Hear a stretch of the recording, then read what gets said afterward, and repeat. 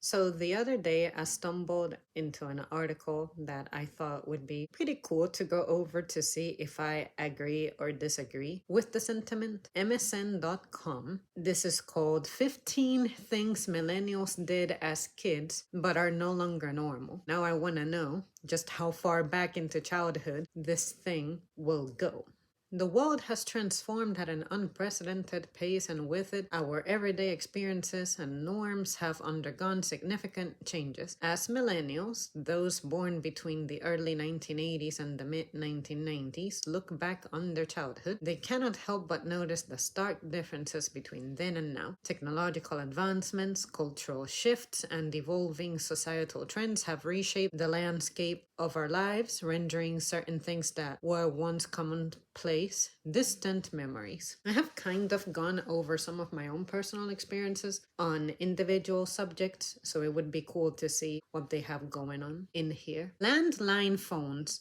I personally disagree with this one because at work I am very dependent on landline phones. When it comes to my home, we haven't had landline since officially a phone that actually we had as landline probably since the year 2007. And after that, we did have some kind of phone connection, but it was only for the internet. We didn't necessarily have a phone going with it. But I think 2007 was very actively the last time we had a landline phone. Waiting for internet, that shit was the worst because I remember back in the early to mid 2000s, we used to have to wait for someone to be off the phone to be able to use the internet. And then when you were connecting to the internet, first of all, it was kind of slow. Also, it made all kinds of crazy noises. There was nothing worse than the connection being unsuccessful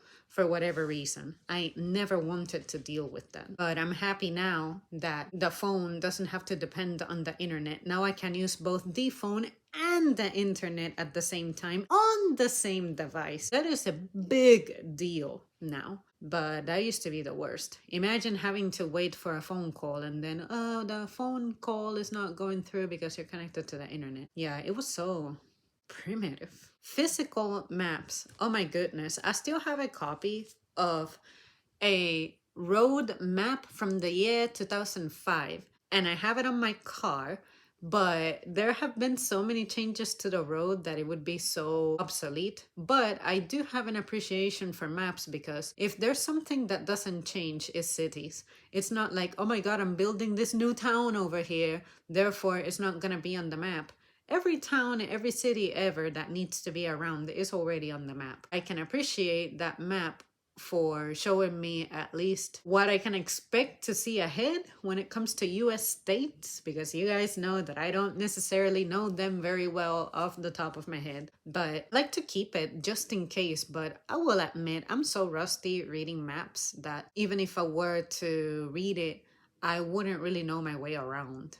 I would probably cheat and use the compass on my phone and be like, okay, which way is north, south, east, west? But if I'm on a highway, I understand that the even number roads run east and west, and the odd numbers run north and south. I have that much down, but outside of that, it would be a nightmare for me to navigate through that.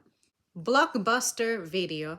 I sincerely was not affected very much by the existence or inexistence of Blockbuster because we really didn't rent or buy movies like that very often. It was if we stumbled upon it at Walmart or something, we would just buy it. But to have a rental movie kind of night, I remember some guy that my mom was dating way back in the day, and he sometimes had the idea of going out there and renting movies. I always resented renting movies because I felt like it gave me a time constraint. And when I feel time constraint, I get stressed out. Even as a kid, I wanted more time to be able to see a movie more than once per weekend because back in the day, I only had one TV that I had to share with my brother, and mom really wasn't much of a TV watcher But that guy had his daughter, and we all had our respective TVs, but some of them were hooked up to a specific gaming console. Say one of them had the PS1, another one had like whatever other consoles we had around, and then the other one had like the DVD type of thing. So we had to manage our time like that, and it wasn't always ideal. Disposable cameras.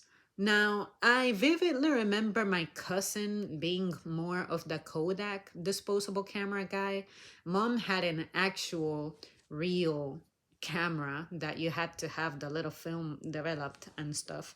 So I do remember Kodak being all over the place, like at Kmart, Walmart, so that you can have your film developed or whatever. But I just remember them not being the greatest. But my cousin must have pictures of those times still. I wouldn't mind looking back through some of those, but yeah, Kodak, that type of camera wasn't really our type of camera. Printed encyclopedias. Now, when I was a kid, encyclopedias to me represented a level of stress because if I was reaching for one, it meant that I was doing a difficult assignment for school. I had to research on a topic and put my information together and throw it onto a presentation.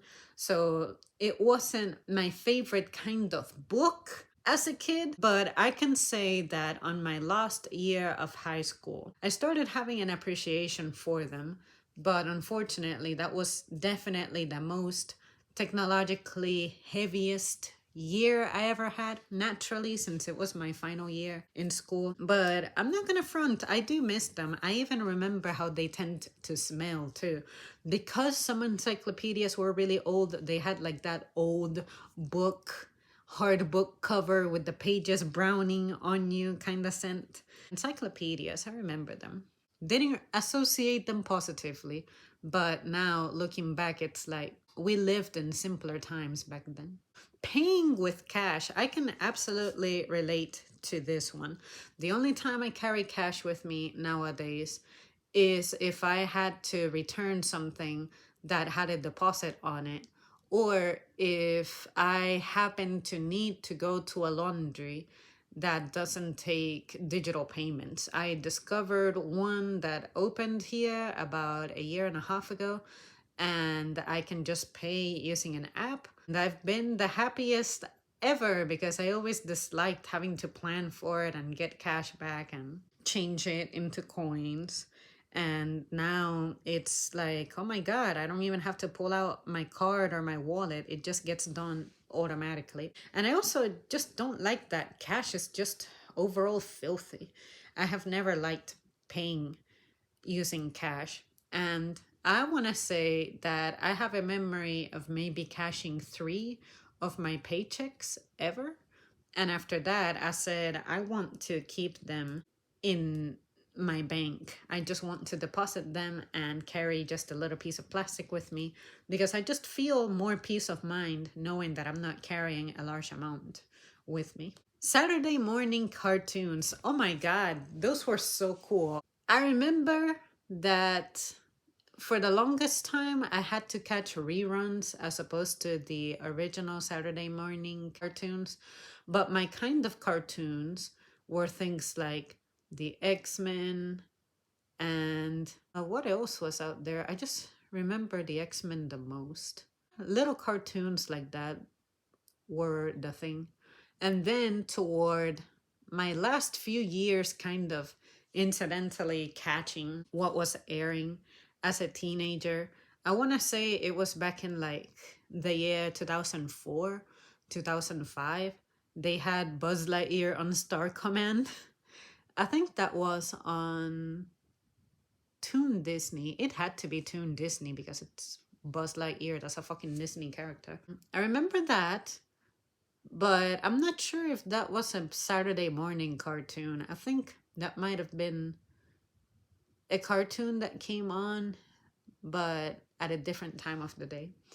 And I also remember that Tom and Jerry was airing at some point. Definitely a rerun because those are old as shit. But I don't remember when or at what time. I just vividly remember my Saturday morning cartoons being that and reruns of Dragon Ball Z hella early in the morning. It was like at 8 a.m. And for me, that was mega early. I didn't necessarily have access to the TV that could be running it, especially if I was hanging out with my grandparents at the time. Another thing I remember was Monster Rancher, but I sincerely don't remember much of it. I just remember that one blue and silver looking dog and the guy with the hat that's kind of orange. I think he always wore it flipped. Don't remember anything about Monster Rancher, but I know it was a thing. Floppy disks. My exposure to computers in the 90s wasn't really that frequent. I remember using them in school. I definitely remember the floppy disk. I remember it being described to me what it is, but it really didn't make much sense to me because whichever computer I was assigned to in school, that was like the only computer I really ever used in my life. We didn't have an official home computer until the year 2003, and my mom had like a Windows 98 laptop that was issued to her as a teacher. Whatever little bit of work I would do on it, it was mostly like play solitaire and learn how to change backgrounds. And I liked practicing some keyboarding skills. But outside of that, it's not like I was really a smart kid to know how to use paint at the time. It didn't make sense to me. And floppy disks, they weren't something that we had around the house a lot. I remember maybe two of them, but they didn't belong to me, that's for sure. CD Walkmans. I'm guessing they mean CD players. As you guys saw in that one video in which I was talking about technology that I have that's old that I'm still holding on to, I think that CD players became cool the moment that they didn't skip anymore. But I had an anti skip CD player by the time that I was kind of migrating to MP3 players anyway. So I didn't get to enjoy it very much except borrowing my cousin's CD player. He had that Sony one that was like white and had like an orange detail in it. The only time I enjoyed CDs really was playing it through a car or using my mom's stereo, but I personally never felt like I had permission to use the stereo. It was kind of just there as decoration. We used it probably a handful of times in my entire life. My cousin, when he lived with us for some time, he was the music oriented guy, so he made use of that thing. But I just wish that I could get those speakers back. Those were just so epic. Flip phones. I undoubtedly remember those. I want to say that the pink razor became my first flip phone. But after that, I remember that Samsung had some really, really nice flip phones. And it was just awesome because I liked how small they were and they fit everywhere. Also, nothing more epic and satisfying than having different ways of hanging up on someone. I would use the momentum, let it just shut itself or go upward and it would shut itself or just go like it was fun. And I also liked that they had more color toward the end of my days using flip phones, which was like the year 2010, whenever that was, 2011. I also enjoyed the phone that you could actually slide out and the keyboard was right underneath, even if it meant that it was a little thicker. Waiting for printed photos. I remember that shit. It used to take like half an hour or an hour at Walmart for them to get developed. Yeah, I'm glad that those days are over. And another thing that I'm grateful for is that because I started having more online activities, I was excited that I didn't have to figure out how to scan an image and then crop it, because when you would use the scanner on a printer, it would translate on the computer as a massive file. And if you only scanned one picture, it had like this big white region around it that you had to trim and crop out. It was terrible. But hey, I learned how to do that using Paint. I really didn't know how else to edit a picture. Phone booths.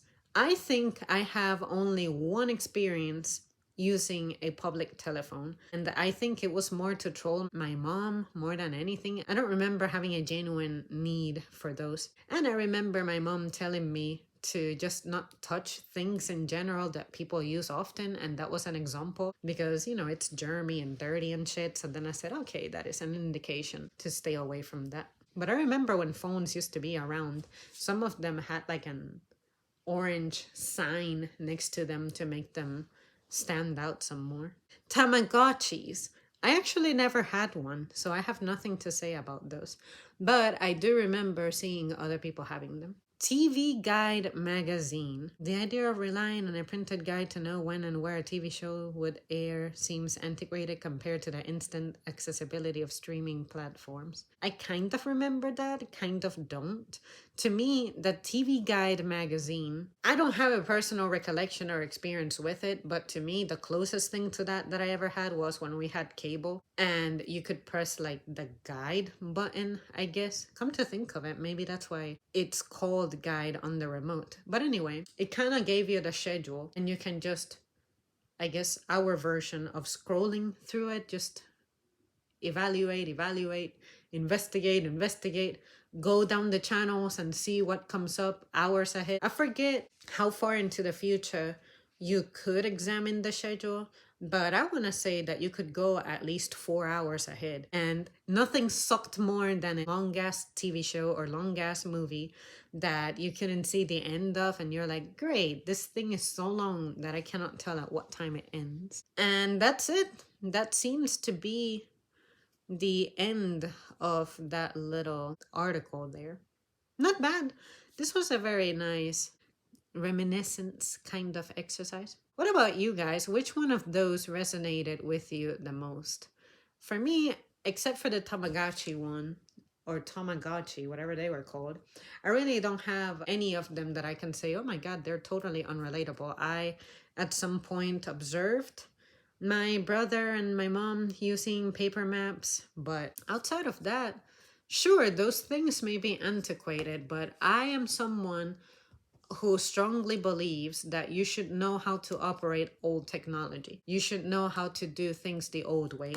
I plan on continuing to handwrite, for example, and there's some stuff that I could just use my phone for, such as grocery lists, but there's something about writing them out by hand that I feel it just aids with my memory a little better. And there's some stuff that I just don't want to let go of based on the way that I learned how to do it, and I just wish to continue to do it.